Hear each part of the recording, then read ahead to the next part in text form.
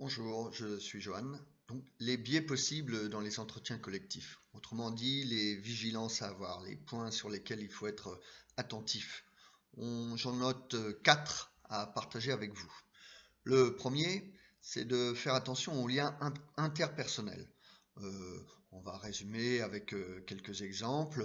S'il y a le directeur du centre social qui est là et pendant que les participants essayent d'échanger des choses et s'ils ont des récriminations à faire sur des visions qui sont développées au centre social, ça va être plus gênant de les dire si l'incriminé est là, par exemple. Ou sinon, des liens hiérarchiques, par exemple, font que c'est difficile de dire certaines choses.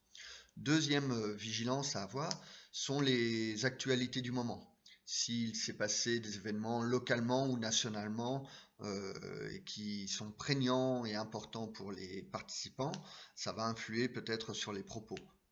Il y a quelques années, lors des entretiens pour le deuxième rapport biennal, la mort de Nelson Mandela revenait souvent. Donc ça peut être intéressant comme un point de départ, d'échange, etc. Mais une vigilance à avoir, c'est attention, c'est pas parce qu'on parle de Nelson Mandela à ce moment-là tout le temps qu'effectivement c'était le personnage qui intéressait tout le monde tout au long de leur parcours et de l'existence. C'était un point d'actualité. Troisième point de vigilance, vous animez un entretien collectif. Dans le collectif, il y a des timides, des grandes gueules, d'accord, et puis plein d'autres.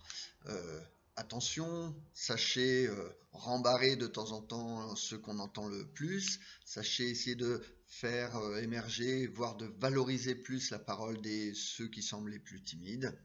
Voilà, pour essayer de trouver un équilibre dans les échanges.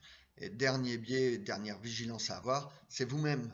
Quand vous arrivez, lorsque vous animez un entretien collectif, vous venez avec vos idées, vos a priori, vos propres représentations, vos propres avis sur les choses dont on va parler. Faites attention à ça. Faites en sorte que ce ne soit pas ça qui prime. Faites en sorte que vous ne soyez pas le meneur de la nature des échanges, mais bien celui qui fait émerger les paroles, qui fait ressortir du sens à partir de ce qui se dit en face de vous. Et par exemple, moi, mon petit truc, c'est de me dire, un des critères de réussite, c'est lorsque je suis surpris par certaines choses, lorsqu'il y a des choses qui se disent auxquelles je n'aurais pas pensé. Là, je me dis, c'est bien que ce n'est pas moi qui ai amené ces choses-là, etc. Donc voilà, c'est un point de vigilance à avoir aussi.